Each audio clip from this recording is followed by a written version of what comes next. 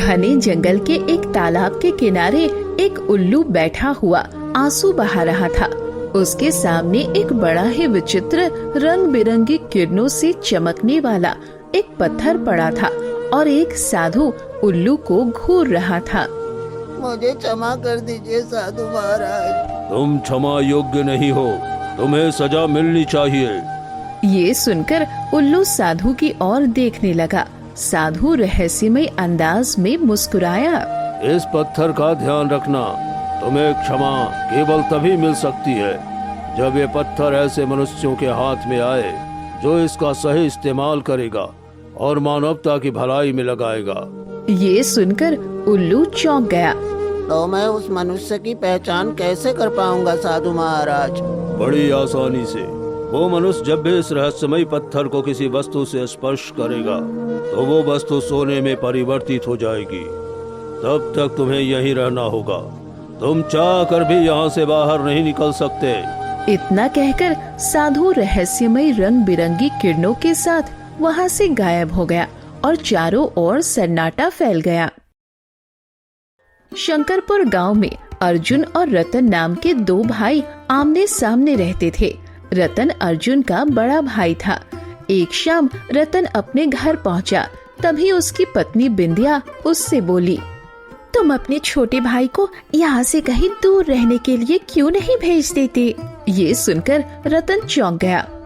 क्या हुआ बिंदिया? बोल तो ऐसे रहे हो जैसे तुम्हें कुछ पता ही नहीं। तुम्हारे पिताजी ने फैसला सही नहीं किया। जाने से पहले उन्होंने अच्छा घर और अच्छा उपजाऊ खेत अपने छोटे बेटे अर्जुन को दे दिया और हमें ये पुराना घर दे दिया और खेत भी उपजाऊ नहीं दिया। जब भी मैं अर्जुन को देखती हूँ तो मेरा कलेजा जल उठता है। ये सुनकर रतन क्रोधित हो गया। तुम्हें क्या लगता है मैं अपने छोटे भाई से बहुत खुश हूँ? लेकिन मैं चाह कर भी कुछ नहीं कर सकता। पिताजी ने पहले ही आधी आधी संपत्ति हम दोनों के नाम कर रखी थी। मैं कुछ नहीं जानती। अगर तुमने जल्दी कुछ नहीं किया तो मैं तुम्हारा घर छोड़कर चली जाऊंगी। इतना कहकर विद्या वहाँ से चली गई। रतन गहरी सोच में डूब गया। अब तो मुझे कुछ न कुछ करना ही होगा। दरअसल रतन और अर्जुन के पिता का कुछ समय पहले ही स्वर्गवास हो गया था। उन्होंने मरने से पहले अपनी संपत्ति दोनों बेटों में बांट दी थी, लेकिन रतन और उसकी पत्नी बिंदिया दोनों लालची थे और वो इस फैसले से खुश नहीं थे। वे दोनों सारी संपत्ति हड़पना चाहते थे। इधर दूसरी ओर अर्जुन अपने घर पहुंचा, तभी उसकी पत्नी गौरी उससे बोली, आप एक काम क्यों नहीं करते? इस घर को बेचकर कोई दूसरा घर क्यों नहीं खरीद लेते? ये तुम कैसी बातें कर रही हो गौरी? देखो अर्जुन, जब भी तुम्हारे बड़े भैया की पत्नी बिंदिया भाभी मुझे देखती है तो गुस्से से मुंह बना लेती हैं। उनकी आंखों में ईर्ष्या दिखाई देती है। और कल ही मुझे मुखिया चाचा बता रहे थे कि तुम्हारे बड़े भैया तुम्हारे बारे में उल्टी सीधी बातें बोल रहे थे। ये सुनकर अर्जुन गहरी सोच में डूब गया। कल मैं मुखिया जी से इस बारे में बातचीत करके रहूंगा और पूछूंगा उनसे कि आखिर भैया मुझसे चाहते क्या हैं। और जहाँ तक इस घर को छोड़कर जाने का सवाल है तो हम इस घर को छोड़कर जाएं क्यों? अगर भैया पिताजी के बंटवारे से खुश नहीं है तो भैया को अपना घर छोड़कर जाना चाहिए। ये सुनकर गौरी चुपचाप वहाँ से चली गई। अगले दिन अर्जुन गांव के मुखिया के पास पहुँचा। मुखिया जी, गौरी बता रही थी कि रतन भैया मेरे बारे में काफी उल्टा सीधा बोल रहे थे। मुखिया ने अर्जुन की ओर गंभीरता से देखा। देखो अर्जुन, तुम अपने पिता के लाडले पुत्र थे, क्योंकि तुम सबसे मेहनती थे। जब तुम्हारे पिताजी जीवित थे तब खेत में तुम ही काम करते थे और रतन सारा दिन आवारागर्दी करता था और तुम्हारे पिता की मेहनत से कमाए धन को दोनों हाथों से खर्च करता था। इसलिए तुम्हारे पिता तुमसे खुश होकर जाने से पहले तुम्हें अच्छा घर दिया और उपजाऊ खेत तुम्हारे हिस्से में दिया। और इस बात से तुम्हारा भाई रतन बिल्कुल भी खुश नहीं है। ये सुनकर अर्जुन गहरी सोच में डूब गया। मेरी समझ में नहीं आता आखिर रतन भैया चाहते क्या हैं? मैंने तो हमेशा उन्हें अपने पिता का दर्जा दिया है। पिताजी के जाने के बाद उन्हें ही पिता माना है। लेकिन वो तुम्हें अपना छोटा भाई नहीं मानता। देखो अर्जुन, मुझे तुमसे हमदर्दी है, इसलिए मैं तुम्हें एक चेतावनी दे रहा हूँ, अपने बड़े भाई से बचकर रहना। उसकी मित्रता गांव के जमींदार से है, और गांव के जमींदार की मित्रता जिस किसी से भी होती है वो अच्छा मनुष्य नहीं होता। तुम्हारा भाई एक न एक दिन तुम्हें नुकसान पहुंचाने का प्रयास जरूर करेगा। वो और उसकी पत्नी कितनी लालची है, इस बात को पूरा गांव जानता है। ये सुनकर अर्जुन गहरी सोच में डूब गया और कुछ देर बाद वहाँ से चला गया। इधर दूसरी ओर अर्जुन अपने घर पहुँचा। तभी उसकी पत्नी गौरी उससे बोली, आप एक काम क्यों नहीं करते? इस घर को बेचकर कोई दूसरा घर क्यों नहीं खरीद लेते? ये तुम कैसी बातें कर रही हो गौरी? देखो अर्जुन, जब भी तुम्हारे बड़े भैया की पत्नी बिंदिया भाभी मुझे देखती है तो गुस्से से मुंह बना लेती हैं। उनकी आंखों में ईर्ष्या दिखाई देती है। और कल ही मुझे मुखिया चाचा बता रहे थे कि तुम्हारे बड़े भैया तुम्हारे बारे में उल्टी सीधी बातें बोल रहे थे। ये सुनकर अर्जुन गहरी सोच में डूब गया। कल मैं मुखिया जी से इस बारे में बातचीत करके रहूंगा और पूछूंगा उनसे कि आखिर भैया मुझसे चाहते क्या हैं। और जहाँ तक इस घर को छोड़कर जाने का सवाल है तो हम इस घर को छोड़कर जाएं क्यों? अगर भैया पिताजी के बंटवारे से खुश नहीं है तो भैया को अपना घर छोड़कर जाना चाहिए। ये सुनकर गौरी चुपचाप वहाँ से चली गई। अगले दिन अर्जुन गांव के मुखिया के पास पहुँचा। मुखिया जी, गौरी बता रही थी कि रतन भैया मेरे बारे में काफी उल्टा सीधा बोल रहे थे। मुखिया ने अर्जुन की ओर गंभीरता से देखा। देखो अर्जुन, तुम अपने पिता के लाडले पुत्र थे, जो कि तुम सबसे मेहनती थे। जब तुम्हारे पिताजी जीवित थे तब खेत में तुम ही काम करते थे और रतन सारा दिन आवारागर्दी करता था और तुम्हारे पिता की मेहनत से कमाए धन को दोनों हाथों से खर्च करता था। इसलिए तुम्हारे पिता तुमसे खुश होकर जाने से पहले तुम्हें अच्छा घर दिया और उपजाऊ खेत तुम्हारे हिस्से में दिया। और इस बात से तुम्हारा भाई रतन बिल्कुल भी खुश नहीं है।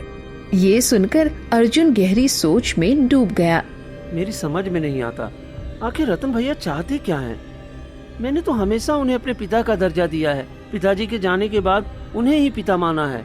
लेकिन वो तुम्हें अपना छोटा भाई नहीं मानता। देखो अर्जुन, मुझे तुमसे हमदर्दी है, इसलिए मैं तुम्हें एक चेतावनी दे रहा हूँ, अपने बड़े भाई से बचकर रहना। उसकी मित्रता गांव के जमींदार से है, और गांव के जमींदार की मित्रता जिस किसी से भी होती है वो अच्छा मनुष्य नहीं होता। तुम्हारा भाई एक न एक दिन तुम्हें नुकसान पहुंचाने का प्रयास जरूर करेगा। वो और उसकी पत्नी कितनी लालची है, इस बात को पूरा गांव जानता है। ये सुनकर अर्जुन गहरी सोच में डूब गया और कुछ देर बाद वहाँ से चला गया। समय ऐसे ही बीतता रहा। इधर दूसरी ओर केशव नगर राज्य का राजा विक्रम अपने सिंहासन पर बैठा हुआ गहरी चिंता में डूबा था। तभी उसका मंत्री वहां आया। महाराज, मेरे साथ आइए। क्यों, क्या हुआ? मैं आपको कुछ दिखाना चाहता हूँ महाराज। इतना कहकर मंत्री आगे बढ़ गया और राजा विक्रम उसके साथ चलने लगा।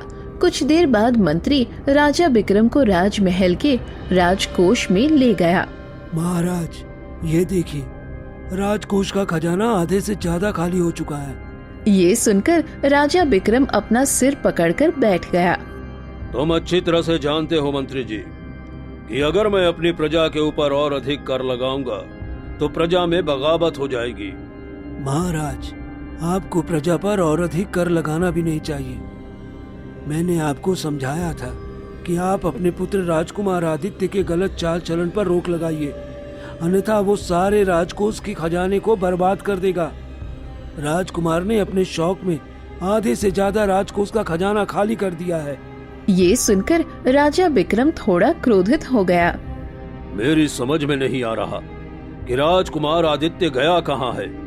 जाने से पहले उसने कहा था कि उसे एक खजाने का पता लगा है और वो खजाना लेकर ही लौटेगा। मैं अब तक उसका इंतजार कर रहा हूँ। मंत्री गहरी सोच में डूब गया। महाराज, आपके पुत्र राजकुमार आदित्य को कौन नहीं जानता। हो सकता है वो किसी दूसरे राज्य में अपने मित्रों के साथ अय्यासी कर रहे हो। आपको गुप्तचरों की मदद लेनी चाहिए और राजकुमार आदित्य की तलाश करनी चाहिए। उनसे पूछताछ करनी चाहिए कि आखिर जिस खजाने की बात वो कर रहे थे, वो खजाना वास्तव में है या फिर वो अपना मन बहलाने के लिए ऐसा बोल रहे थे। तुम सही कह रहे हो। मैं आज ही गुप्तचरों को सूचना देता हूँ कि कैसे भी करके कहीं से भी राजकुमार आदित्य को तलाश करके महल में तुरंत लेकर आए। इतना कहकर राजा विक्रम वहाँ से चला गया। इधर दूसरी ओर सुबह के समय अर्जुन अपने काम पर जाने की तैयारी कर रहा था कि तभी गौरी को बुरी तरह खांसी आने लगी। ये देखकर अर्जुन घबरा गया। क्या हुआ गौरी? कुछ दिनों से देख रहा हूँ तुम्हें सुबह के समय बड़ी ही खतरनाक खांसी आने लगती है। कुछ नहीं, ठंड का मौसम आने वाला है ना, इसी वजह से शायद मेरा गला खराब हो गया है। लेकिन अगले ही पल गौरी को और तेज खांसी आ गई और वो बेहोश होकर गिर गई। ये देखकर अर्जुन बुरी तरह घबरा गया। गौरी, गौरी क्या हुआ? अरे अपनी आंखें खोलो। गौरी क्या हुआ तुम्हें? लेकिन गौरी ने अपनी आंखें नहीं खोली। अर्जुन उसे गोद में उठाकर तेजी से दौड़ता हुआ गांव के वैद्य के पास ले गया। दूसरी ओर ये दृश्य बिंदिया देख रही थी। वो दौड़ती हुई घर के अंदर गई। लगता है तुम्हारे छोटे भाई अर्जुन की पत्नी की तबीयत सही नहीं है। अभी अभी बेहोशी की अवस्था में उसे गांव के वैद्य के पास ले गया है। ये सुनकर रतन तुरंत बाहर जाने लगा। क्या हुआ? क्या तुम्हारे मन में अपने छोटे भाई और उसकी पत्नी के प्रति हमदर्दी पैदा हो गई? रतन अपनी पत्नी की ओर देखने लगा। तुम राजनीति के बारे में कुछ भी नहीं जानती। ये सच है कि मैं अपने छोटे भाई को शत्रु मानता हूँ और गांव में उसकी बुराई करता रहता हूँ, लेकिन उसके सामने मैंने कभी शत्रुता जाहिर नहीं की। हम अपने शत्रु को तभी मात दे सकते हैं जब हम उसका हमदर्द बनकर रहे हैं, समझे? इतना कहकर रतन वहाँ से बाहर चला गया। इधर दूसरी ओर अर्जुन गौरी को वैद्य के पास ले गया। वैद्य ने गौरी की जांच पड़ताल की और एक जड़ी बूटी सुंघाई। कुछ देर में गौरी को होश आ गया। ये जड़ी बूटी अपनी पत्नी को खिला देना और शाम के समय मुझसे मिलने के लिए आ जाना। हाँ? अर्जुन अपनी पत्नी को लेकर घर वापस आ गया। कुछ देर बाद वहाँ रतन आया। अरे अर्जुन, क्या हुआ? मैंने सुना है कि गौरी की अचानक तबीयत खराब हो गई है। जैसे ही मैंने सुना मैं तुरंत देखने के लिए चला आया। अर्जुन गहरी नजर से अपने बड़े भाई रतन को देखने लगा। मुझे इस तरह से मत देखो मेरे छोटे भाई। मैं जानता हूँ कि गांव वाले तुम्हारे कान हमेशा मेरे खिलाफ भरते रहते हैं, बोलते रहते हैं कि मैं तुमसे खुश नहीं हूँ, मैं तुमसे ईर्ष्या करता हूँ, जो कि गलत बात है। अगर ऐसा होता तो क्या मैं तुम्हारे घर तुम्हारी पत्नी को देखने आता? बोलो। ये सुनकर अर्जुन का मन पिघल गया। नहीं नहीं भैया, ऐसी कोई बात नहीं है, बैठिए ना। अच्छा मुझे बताओ, गौरी को क्या हुआ है और वैद्य जी ने क्या कहा? अब पता नहीं भैया, अचानक से खांसी होने लगी और मैं वैद्य जी के पास लेकर गया तो वैद्य जी ने कहा कि शाम के समय वो मुझसे अकेले में बात करना चाहते हैं। देखो अर्जुन, वैद्य जी तुमसे जो भी कहें तो मुझे जरूर बताना। अपने आप को अकेला मत समझना। तुम्हारा बड़ा भाई अभी भी जीवित है, समझे? इतना कहकर रतन वहाँ से चला गया। रतन के इस व्यवहार से अर्जुन को बहुत ही ढांढस मिला। शाम के समय अर्जुन गांव के वैद्य के पास चला गया। वैद्य पहले से ही अर्जुन का इंतजार कर रहा था। हाँ वैद्य जी, बताइए ना क्या बात है? वैद्य ने अर्जुन की ओर गंभीरता से देखा। देखो अर्जुन, तुम्हारी पत्नी को गंभीर बीमारी है। तुम्हारी पत्नी के सामने ये कहना मुझे ठीक नहीं लगा, इसलिए मैंने तुम्हें अकेले में बुलाया। ये सुनकर अर्जुन चौंक गया। तो क्या मेरी पत्नी का इलाज नहीं हो सकता है? हो सकता है अर्जुन, हो सकता है, लेकिन तुम्हारी पत्नी का इलाज बहुत ही महंगा होगा और जिन जड़ी बूटियों से होगा वो जड़ी बूटियां तुम्हें गांव में नहीं मिलेंगी। वो जड़ी बूटियां तुम्हें केशव नगर के औषधालय में मिलेंगी। उसकी कीमत 20 सोने के सिक्के हैं। ये सुनकर अर्जुन स्तब्ध रह गया। 20 सोने के सिक्के? लेकिन ये तो बहुत ज्यादा है वैद्य जी, मैं इतने सोने के सिक्कों का इंतजाम कैसे कर पाऊंगा? देखो अर्जुन, तुम्हें कैसे भी इन सोने के सिक्कों का इंतजाम तो करना ही पड़ेगा। अगर नहीं करोगे तो तुम्हारी पत्नी ज्यादा समय तक जीवित नहीं रह पाएगी। ये सुनकर अर्जुन की आंखों से आंसू बहने लगे। ठीक है वैद्य जी, मैं अपनी पत्नी को ठीक करने के लिए कुछ भी करूंगा। इतना कहकर अर्जुन वहाँ से चला गया। अर्जुन घर पहुंचकर चिंता में बैठ गया। तभी वहाँ गौरी आ गई। क्या हुआ अर्जुन? कुछ नहीं। इतना कहकर अर्जुन वहाँ से उठ गया और सीधे अपने बड़े भाई रतन के घर चला गया। अर्जुन को देखकर उसकी भाभी विद्या ने मुंह बना लिया। तभी रतन वहाँ आ गया। अरे अर्जुन, आओ आओ आओ, क्या बात है, बताओ, बैजी ने क्या कहा? अर्जुन ने रोते हुए सारी घटना रतन को बता दी। भैया, अब मेरी समझ में नहीं आ रहा है भैया कि मैं 20 सोने के सिक्के कहाँ से ला कर दूंगा। रतन गहरी नजर से अर्जुन को देखने लगा। देखो अर्जुन, 20 सोने के सिक्के तो इस समय मेरे पास भी नहीं है, और 20 सोने के सिक्के अगर कोई दे सकता है तो वो केवल गांव का जमींदार है। मैं तुम्हारी मदद कर सकता हूँ। मैं तुम्हें जमींदार से भी सोने के सिक्कों की मदद दिलवा सकता हूँ। ये सुनकर अर्जुन के चेहरे पर आशा की किरण दिखाई दी। तो चलिए न भैया, जल्दी से जल्दी मुझे सोने के सिक्के दिलवा दीजिए, ताकि मैं केशव नगर के औषधालय से जड़ी बूटियाँ खरीद कर अपनी पत्नी गौरी को खिला सकूं। हाँ हाँ चलो। कुछ ही देर में रतन अर्जुन को लेकर जमींदार की हवेली पहुंच गया। रतन ने सारी घटना जमींदार को बता दी। देखो रतन, तुम अच्छी तरह से जानते हो कि मैं व्यापार और मित्रता अलग अलग रखता हूँ। मैं तुम्हारे भाई को भी सोने के सिक्के देने के लिए तैयार हूँ, लेकिन 5 सोने के सिक्के ब्याज के अलग से होंगे। मतलब इसे मुझे 25 सोने के सिक्के लौटाने होंगे। क्या? ये सुनकर अर्जुन तुरंत बोल पड़ा। मुझे स्वीकार है, मैं धीरे धीरे करके आपके 25 सोने के सिक्के लौटा दूंगा। अरे पूरी बात तो सुन लो। अगर तुम नहीं लौटा पाए तो इसकी जिम्मेदारी कौन लेगा? बोलो। इसकी जिम्मेदारी मैं लेता हूँ। अगर ये नहीं लौटा पाया तो ये सिक्के मैं लौटा दूंगा। ऐसे? अरे भाई, मुँह जुबानी जिम्मेदारी नहीं ली जाती है, लिखा पढ़ी से ली जाती है। इतना कहकर जमींदार ने एक सादा कागज अर्जुन के सामने रख दिया। क्या? चलो इसके ऊपर हस्ताक्षर करो, तभी मैं तुम्हें 20 सोने के सिक्के दूंगा। रतन अर्जुन की ओर देखने लगा। देखो अर्जुन इस समय बहुत परेशान है, इसके बदले में मैं हस्ताक्षर कर देता हूँ। अरे नहीं बाबा, जो कर्ज लेगा वही हस्ताक्षर करेगा ना। है? अर्जुन चिंता में डूबा हुआ था। उसने तुरंत उस कागज पर अपना अंगूठा लगा दिया। जमींदार ने सोने के सिक्के अर्जुन को दे दिए। अर्जुन खुश होता हुआ अपने घर पहुंच गया। गौरी गंभीर अवस्था में चारपाई पर लेटी हुई थी। क्या हुआ? मैंने आपसे पूछा था, आप सुनते क्यों नहीं थे? आपने कुछ कहा नहीं और अचानक चले गए। अर्जुन ने सारी घटना गौरी को बता दी। मैं इसीलिए बहुत ज्यादा चिंतित था, लेकिन अब चिंता की कोई बात नहीं है। 20 सोने के सिक्के मेरे पास हैं। मैं अभी केशव नगर राज्य जा रहा हूँ और वहाँ औषधालय से तुम्हारे लिए औषधि लेकर आऊंगा और बैद जी को दे दूंगा। तुम बिल्कुल ठीक हो जाओगी गौरी। ये सुनकर गौरी की आंखों में खुशी के आंसू आ गए। कुछ देर बाद अर्जुन केशव नगर राज्य की ओर चल पड़ा। केशव नगर पहुँचने से पहले ही रास्ते में एक घुड़सवार अचानक अर्जुन के सामने आ गया। जो कुछ भी है वो मुझे दे दो। कौन हो तुम? अरे ठीक से दिखाई नहीं देता क्या? मैं डाकू हूँ, डाकू। अर्जुन ने हाथ जोड़ लिए।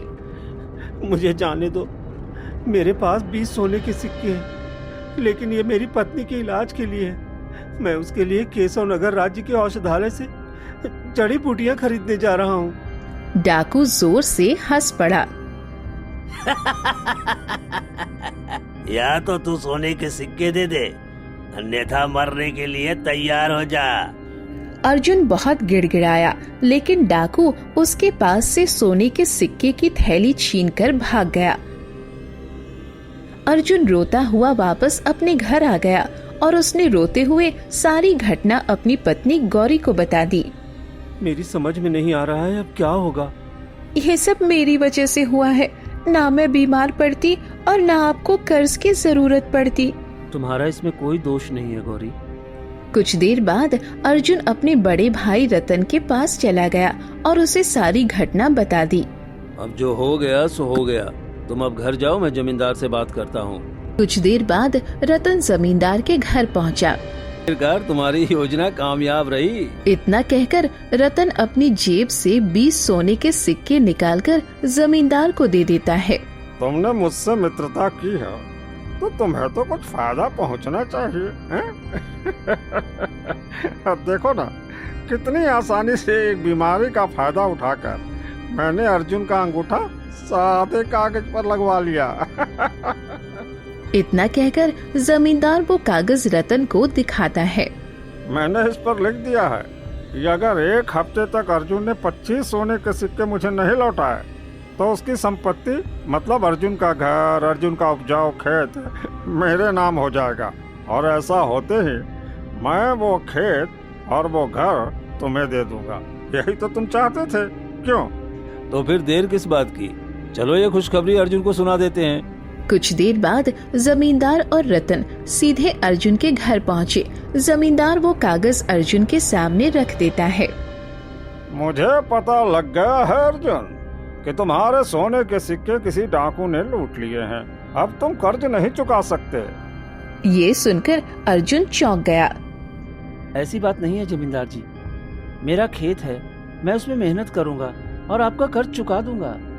अरे बाबा, उसकी जरूरत नहीं है। तुमने सादे कागज पर अंगूठा लगाया था ना? हाँ? अब मैंने उस पर लिख दिया है कि एक हफ्ते के अंदर अगर तुमने कर्ज नहीं चुकाया तो तुम्हारा घर, तुम्हारा खेत सब मेरा हो जाएगा। क्या? ये सुनकर रतन मुस्कुराने लगा। अर्जुन ने आश्चर्य से रतन की ओर देखा। भैया, आप मुस्कुरा रहे हैं? जानते हो वो डाकू कौन था? कौन? तुम्हारा बड़ा भाई। हाँ, ये मेरी योजना थी अर्जुन, क्योंकि मैं हमेशा से ही ये घर और तुम्हारा ये खेत हड़पना चाहता था। मुझे पिताजी का बंटवारा बिल्कुल पसंद नहीं आया। जब तुम्हारी पत्नी बीमार पड़ी ना, तब मैंने जमींदार से इस बारे में जिक्र किया और जमींदार ने मुझे योजना बताई और तुम मेरे जाल में फंस गए।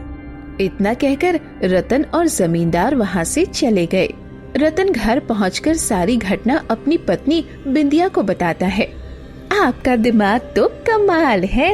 अगले दिन अर्जुन गांव के मुखिया के पास गया। मुखिया जी, मेरी मदद कीजिए। मैंने तुमसे कहा था ना अर्जुन कि अपने बड़े भाई से होशियार रहना। वो तुम्हें नुकसान पहुंचाने का प्रयास करेगा। जिस बात का डर था वही हुआ। 25 सोने की सिक्के तो क्या, गांव का कोई भी व्यक्ति तुम्हें उधार नहीं दे सकता।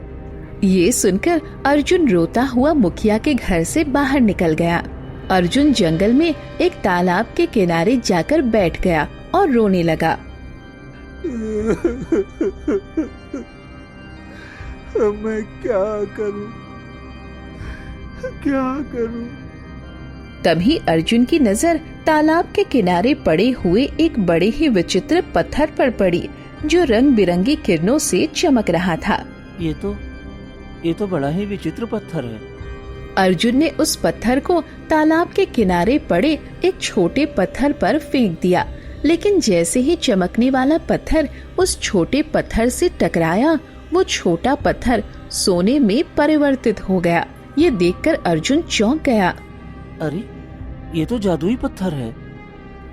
अगले ही पल एक वृक्ष से उड़ता हुआ उल्लू अर्जुन के पास आकर बैठ गया और मनुष्य की आवाज में बोला, इस पत्थर को ले जाओ, लेकिन इसका इस्तेमाल मानवता की भलाई के लिए करना। जानते हो, सैकड़ों मनुष्य इस तालाब के पास आए और सैकड़ों मनुष्यों ने इस पत्थर को उठाया, लेकिन ये पत्थर साधारण ही रहा। लेकिन जैसे ही तुमने इसे स्पर्श किया, ये जादुई हो गया। इसका मतलब इस जादुई पत्थर ने तुम्हें चुन लिया है। तुम्हारा मन सोने की तरह शुद्ध है। आखिर कौन हो तुम और मनुष्य की आवाज में कैसी बातें कर रहे हो? मेरी चिंता छोड़ो, मैं यहीं रहता हूँ। समझ लो, इस पत्थर के चमत्कार के बारे में ही मैं बताने के लिए तुम्हारे पास आया था। इतना कहकर उल्लू तेजी से उड़ता हुआ फिर से वृक्ष के ऊपर जाकर बैठ गया। अर्जुन उस चमकते हुए पत्थर को लेकर सीधे अपने घर लौट आया। अर्जुन घर पहुंचकर सारी घटना अपनी पत्नी गौरी को बताने लगा। गौरी ये सुनकर चौंक गई। क्या वास्तव में ये पत्थर किसी वस्तु को सोना बना सकता है? हाँ, अब मैं तुम्हारा इलाज भी करा सकता हूँ। और अब मैं गांव में अपने जैसे उन असहाय लोगों की भी मदद कर सकता हूँ जिनके पास अपने प्रियजनों के इलाज के लिए धन नहीं होता। समय बीतता गया। अर्जुन ने सबसे पहले अपनी पत्नी गौरी का इलाज कराया। कुछ ही दिनों में गौरी स्वस्थ हो गई।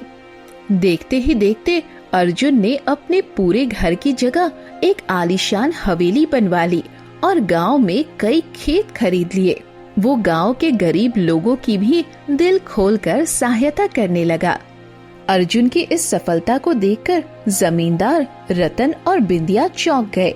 समझ में नहीं आ रहा आखिर अर्जुन अचानक से इतना धनवान कैसे हो गया।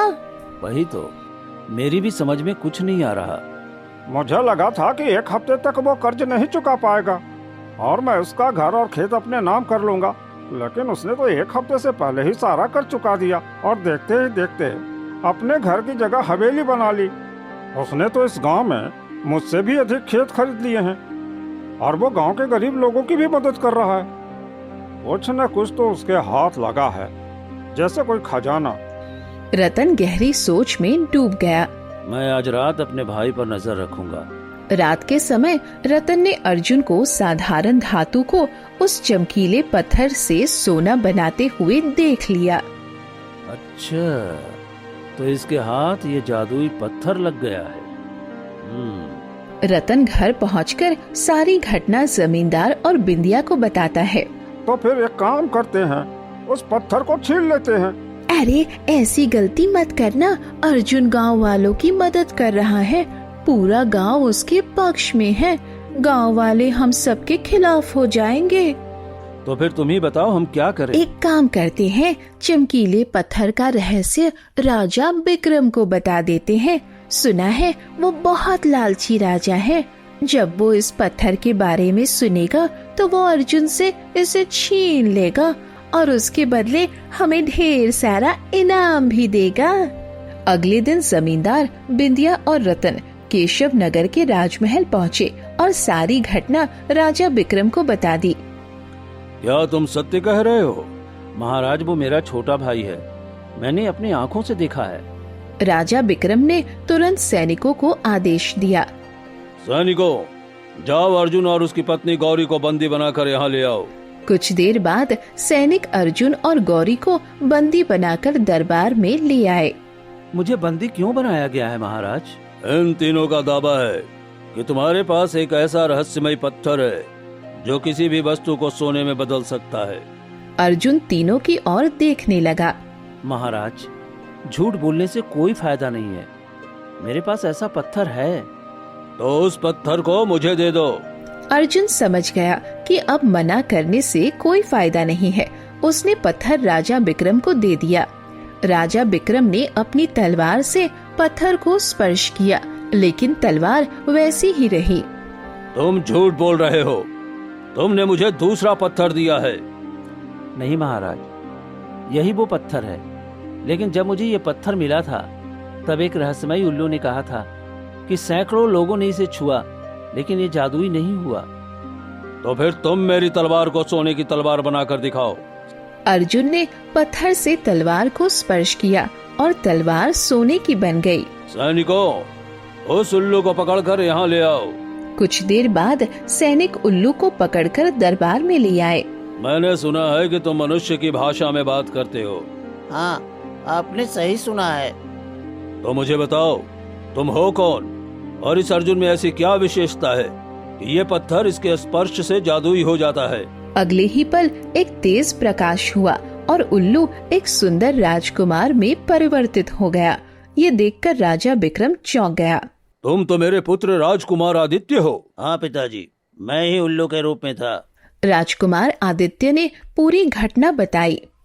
मैं इस पत्थर के लालच में साधु के पास गया था और जैसे ही मैंने इस पत्थर को छूने का प्रयास किया, साधु ने मुझे उल्लू बनने का श्राप दे दिया।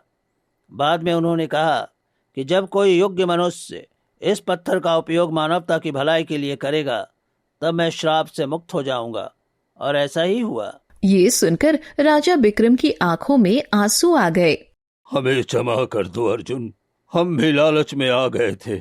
कोई बात नहीं महाराज, राजा विक्रम ने अर्जुन को सम्मान के साथ मुक्त कर दिया। आज से अर्जुन हमारा दूसरा पुत्र है। अगर किसी ने इसके साथ अन्याय करने की कोशिश की तो उसे मृत्यु दंड दिया जाएगा। ये सुनकर जमींदार रतन और बिंदिया अपमानित होकर दरबार से बाहर चले गए।